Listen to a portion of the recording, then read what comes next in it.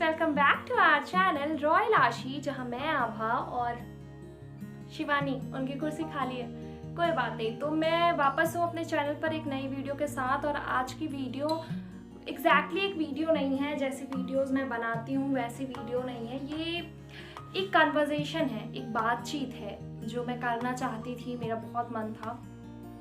और सबसे पहले तो सावन का सोमवार है और आज जिस दिन मैं ये वीडियो बना रही हूँ आज मंडे है, तो आज भी सोमवार है और मेरा फास्ट है।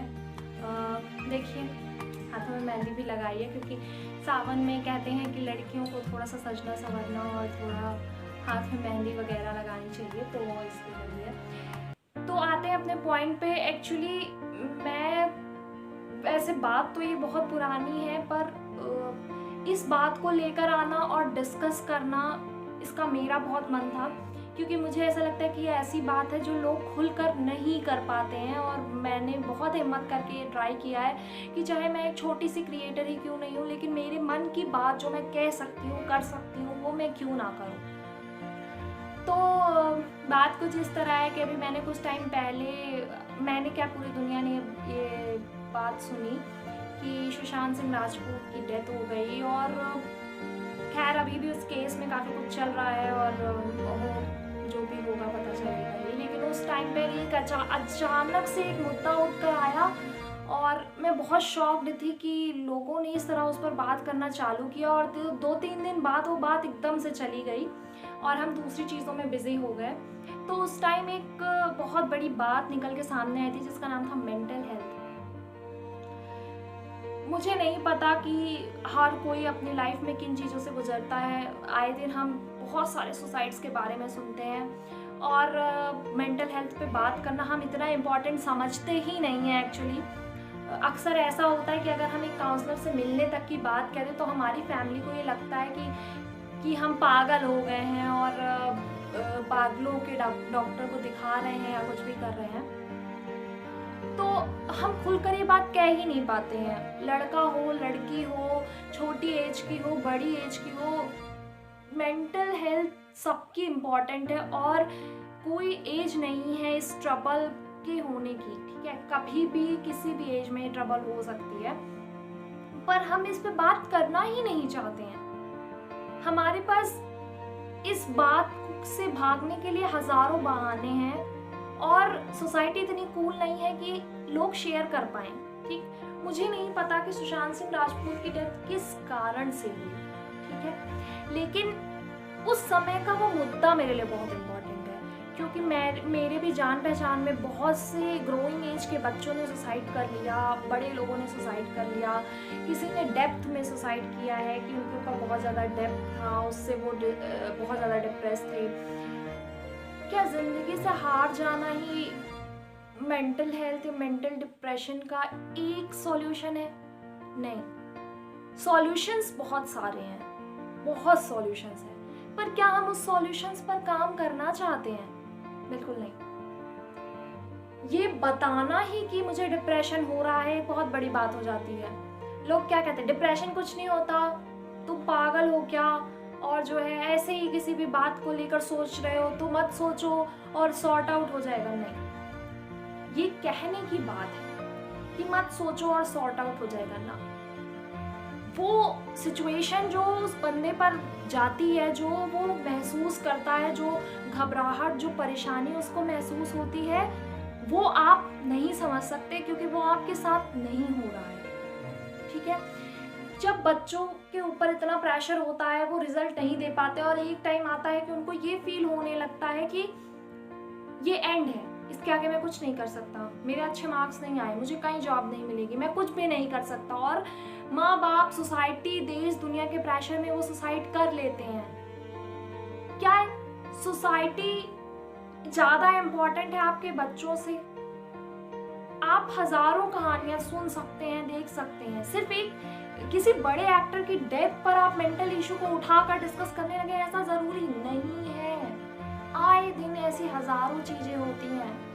हजारों रेप विक्टिम्स लड़ते लड़ते जब हार जाती हैं तो वो सुसाइड कर लेती हैं। हजारों कपल्स जब अपने घर वालों के प्रेशर में शादी कर लेते हैं और उसके बाद परेशान होते हैं तो सुसाइड कर लेते हैं, शादी से पहले सुसाइड कर लेते हैं। हम क्यों नहीं देते ध्यान उस तरफ? क्यों हमको ऐसा लगता है कि नहीं यार, कर तो ली हमने बात। क्या आप ये अश्योर कर रहे हैं कि आपके साथ जो बंदा बैठा है वो डिप्रेस नहीं है? क्या आपकी बात करने से उसका डिप्रेशन खत्म हो गया? क्या हम चाहते हैं ऐसी बात करना? नहीं। हमारे लिए ये आसान है कि हम उससे हजारों क्वेश्चन कर लें कि तुमने ऐसा किया तो क्यों किया, तुमने वैसा किया तो क्यों किया, तुम हर बात में क्यों चिड़चिड़ाते हो या चिड़चिड़ाती हो, तुम्हें हर बात में चिल्लाना ही क्यों होता है, सोच लो, सोचने का क्या फायदा। क्या यही सॉल्यूशन होता है? बस आपको पता भी है कि सामने वाले इंसान के ऊपर क्या गुजर रही है, वो हजारों थॉट्स जो उसके मन में अचानक से आ रहे हैं, वो कैसे उन चीजों से ट्रीट कर रहा है, कैसे अपनी लाइफ को चलाने की कोशिश कर रहा है।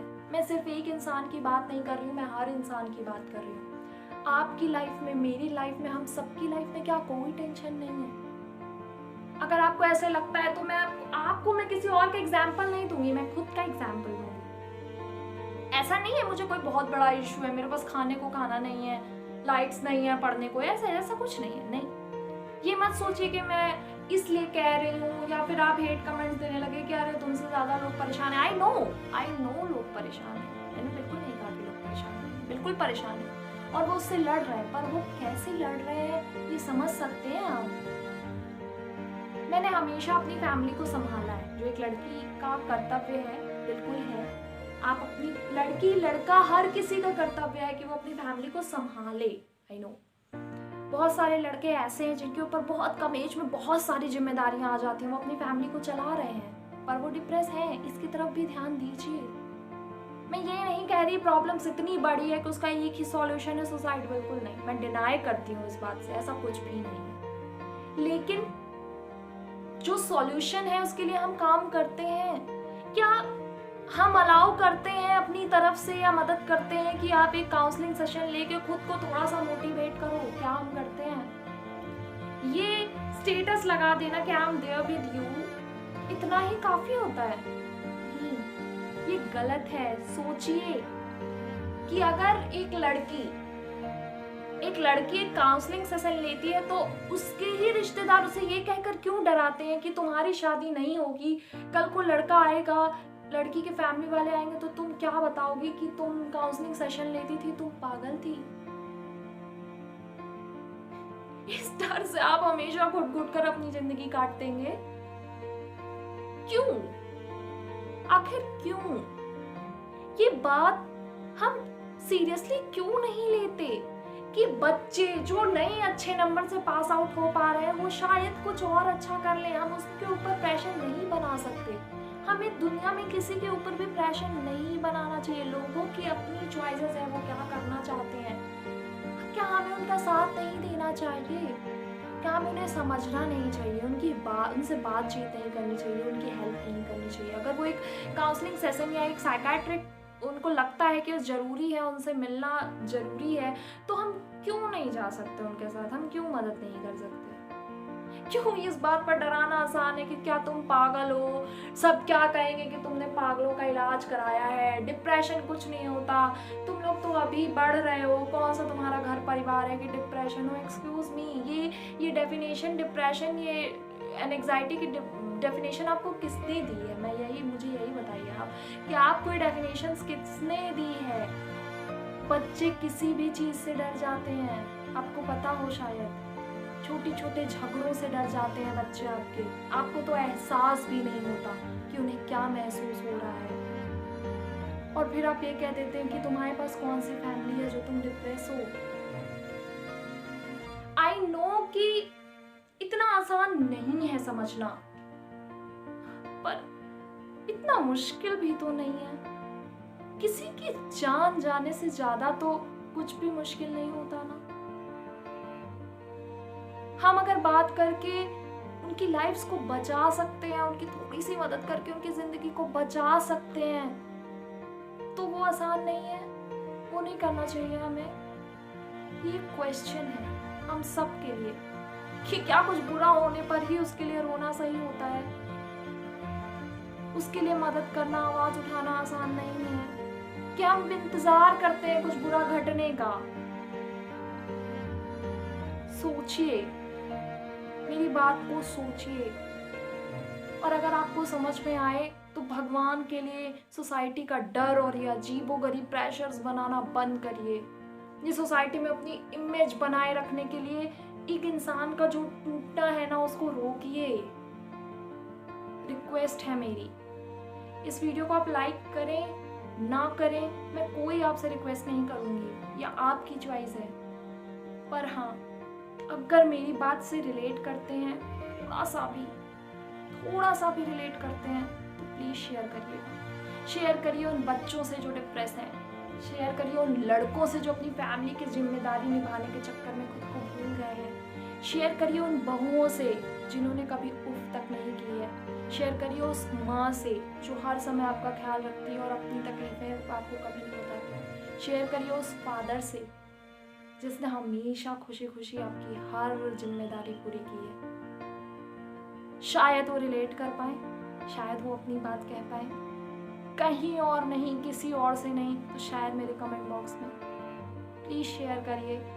आई होप कि लोगों को ये बात समझ में आ जाएगी जो कुछ मैंने कहा है, और शायद वो खुद को आगे बढ़ाने की कोशिश करें। और मेरी रिक्वेस्ट है उन सभी लोगों से जो डिप्रेस हैं भी, कोई भी इंसान जिससे आप अपनी बात शेयर कर सकें, प्लीज़ करिए। Suicide is not a solution, not at all. तो आई होप कि मुझे जो कहना था मैं पहुंचा चुकी हूँ आप तक। मेरे पास और कोई ज़रिया नहीं था, तो मैंने अपना ये यूट्यूब चैनल ट्राई किया। वैसे मुझे पता है कि इतना एक्टिव नहीं है, पर आई होप कि आपको मेरी बातें अच्छी लगे। Till then, bye bye. मैं फिर से वापस आऊँगी एक नई वीडियो को लेकर। इस बार ये वीडियो शायद इतनी अच्छी, इतनी फन वे में ना रही हो, लेकिन मैं जल्दी कुछ फन व्लॉग्स भी लाऊंगी, और मैं कोशिश करूंगी कि मैं जब भी अपनी बात आपसे कह सकूं, मैं ज़रूर कहूँ। और प्लीज़, अगर आपको कुछ भी फील हो, आप मुझसे बात जरूर करें। Till then, bye bye.